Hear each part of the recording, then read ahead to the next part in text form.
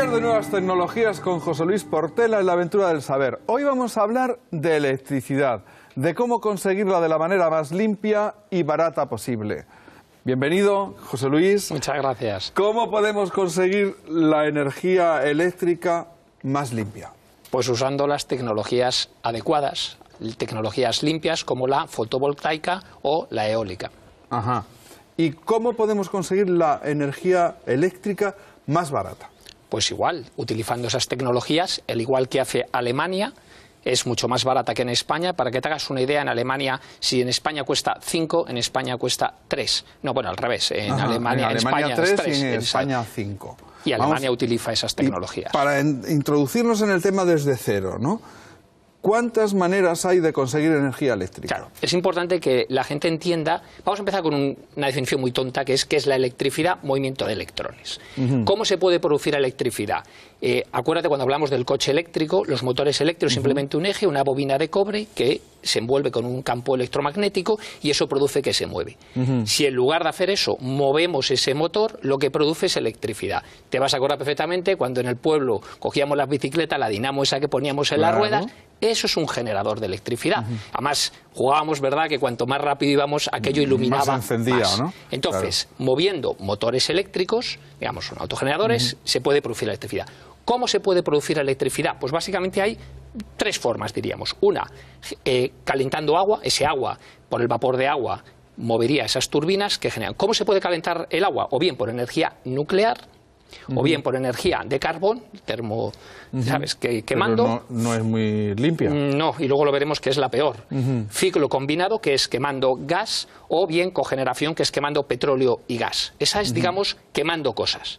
¿Cómo más se puede producir? A través de movimiento que hay en la naturaleza. El viento generaría eólica, ¿vale? O también la hidráulica, porque es un movimiento, bueno, está en la naturaleza, el agua al caer genera esas turbinas y genera. Y finalmente la fotovoltaica, por un efecto químico, digamos, se puede producir que a través del sol influya en las placas solares y genere electricidad. Pero claro, ahora la gente diría, pues vamos a las fotoeléctricas, no, vamos a ver qué es lo que hay en España instalado de cada una y cuánto representa para que nos hagamos una idea, porque si no, no podemos hacer. Vamos a verlo despacio para que no se nos pierdan las cuentas. Ninguna. ¿Vale? A ver, vamos a empezar por la nuclear. La energía nuclear en España, para que el primer dato, en España hay 100.000 megavatios, además es un número muy fácil de acordar, 100.000 megavatios de potencia, esa es la potencia total instalada, ¿vale? Toda la que se podría generar. ¿Cuánto consumimos? Y eso también es dato muy importante. Consumimos aproximadamente en las épocas de valle 22.000 y en los picos 33.000, 35.000, 36.000, dependiendo.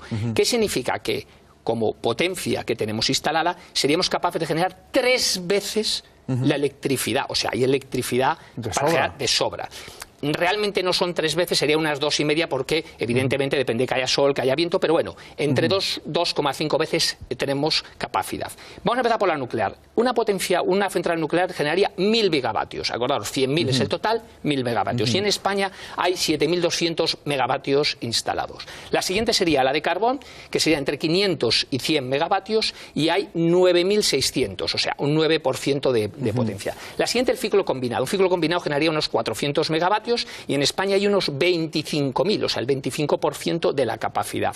Luego está la cogeneración, que estaría entre 5 y 20 megavatios, y hay 6.400.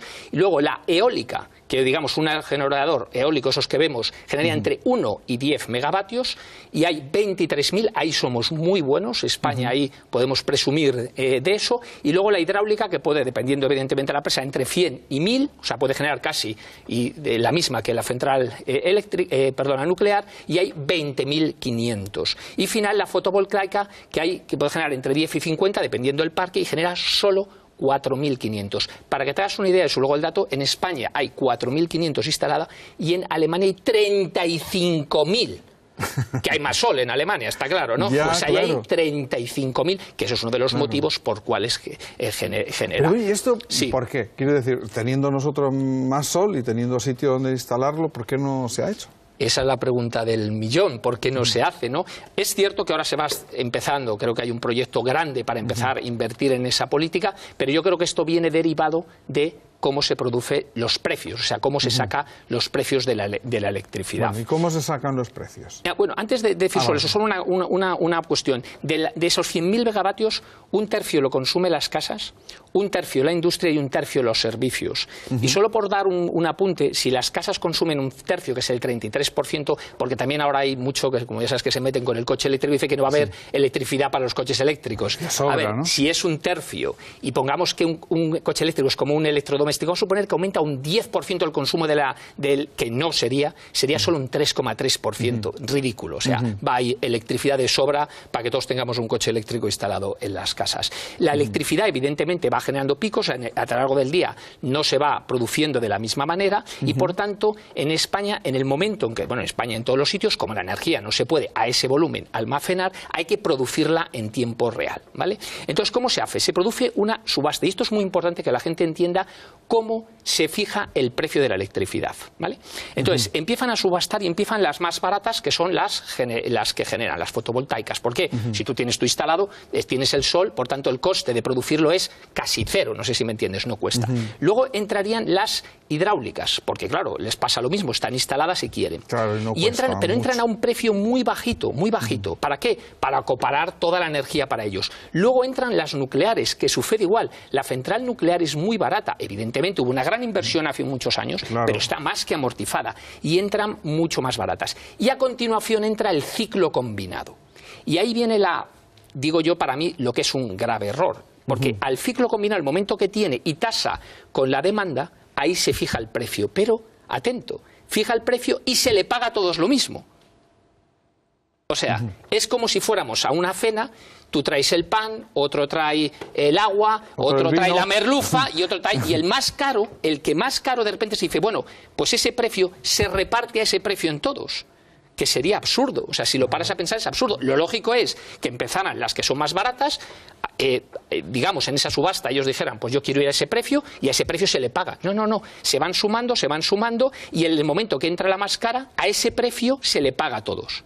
Y además se produce una cosa, como en España hay 4 grandes compañías que son las que producen el 66% de toda la electricidad, todas tienen ciclo combinado, ahí lo dejo. Porque pero vamos a ver, quien paga es el Estado, ¿no? ¿O cómo es eso? Bueno, lo pagamos nosotros. Todos, ¿no? Sí, lo pagamos, claro, la electricidad, claro, la pagas tú al consumir, claro. Vale, ¿y quién controla las subastas? ¿Eso cómo va? Bueno, eso lo controla, eso lo controla el Estado, evidentemente, claro, eso lo controla el Estado y ha hecho este sistema, pero este sistema es absurdo, perdón, es que cualquier persona que lo vea lo entiende, o sea, es decir, cada uno genera su electricidad de su manera con sus costes y va sumando y se va añadiendo a esa subasta hasta que llega el más caro y en ese momento se pasa el fijo y se fija y se le paga a todos lo mismo, cosa que es absurda. Si cada uno se le pagara lo que le cuesta realmente producir la electricidad, que además es un precio libre que ellos lo ponen, la electricidad sería mucho más barata. Pero volviendo a tu pregunta, que es muy interesante, que sería ¿cómo es el precio de la electricidad que pagamos? A ver, desde un nivel de casa, porque es lo que nos interesa, tú puedes ir, o lo que es un mercado libre, que significa que la comercializadora te fija un precio al año, él te dice, yo te voy a pagar 0,15 kilovatio euro, y bueno, tú lo pactas y ya todo el año pagas lo mismo, ¿vale? O bien un mercado en el cual oscila día a día. Pero ¿cómo se compone ese mezclado? El coste de la energía, ese coste que hemos hablado, representa el 40%. Luego habría el 21% de IVA más un 5% de impuesto de electricidad, que eso la gente no lo sabe. O sea, aparte del IVA, pagamos otro 5%. Y el otro se divide, digamos, lo que se llama el peaje de acceso.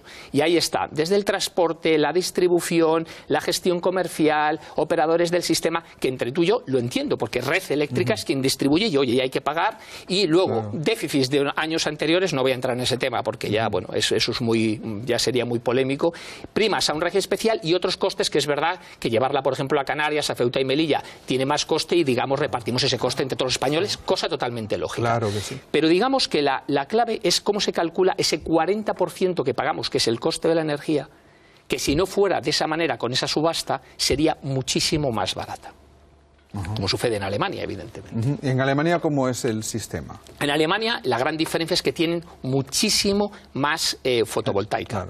Porque evidentemente, si alguien para pensar, el coste de producir con unos paneles solares, sobre todo luego una vez que lo has instalado, y ya, oye, tiene sus costes, pero el mantenimiento es prácticamente cero. Bueno, también en nucleares es muy poco, en hidráulicas es también prácticamente muy poco, y luego, claro, entra en carbón, que eso es una barbaridad, es el peor, el que más CO2 genera, dióxido de carbono. Claro, y ahora viene una polémica. ¿Y qué hacemos con todos esos mineros que están? La gente diría, oye, pobrecitos, digo, pues ¿no sería mejor hacerles un plan para que esos mineros, en lugar de estar en una mina sacando carbón, formarles en cómo implementar paneles solares y se metan en ese sector? O sea, es decir, ya lo hemos hablado en otros programas, es decir, cualquier sector, viene una tecnología nueva, disruptiva, destroza la anterior, y toda esa gente que antes trabajaba en ese sector se puede modificar a ese sector o a otros.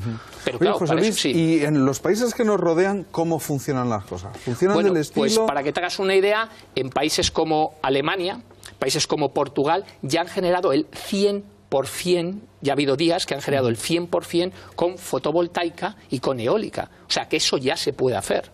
Y ahora viene la tercera ecuación. Hay ya compañías que esto ya se han dado cuenta, entre ellas Tesla, de que esto se puede hacer de otra manera. ¿Qué es lo que están haciendo? Poner placas solares en tu casa, porque claro, hay una cosa también que la gente tiene que entender, porque la gente va a decir, claro, José Luis, pero si ponemos placas solares, si hay muy nublado y de repente hay unos picos, siempre vas a necesitar otras tipos de instalación. Para complementar, ¿no? Correcto, salvo que todos tuviéramos placas solares en casas con baterías conectados al sistema, de tal manera que diríamos que serían como mini centrales de producción de electricidad.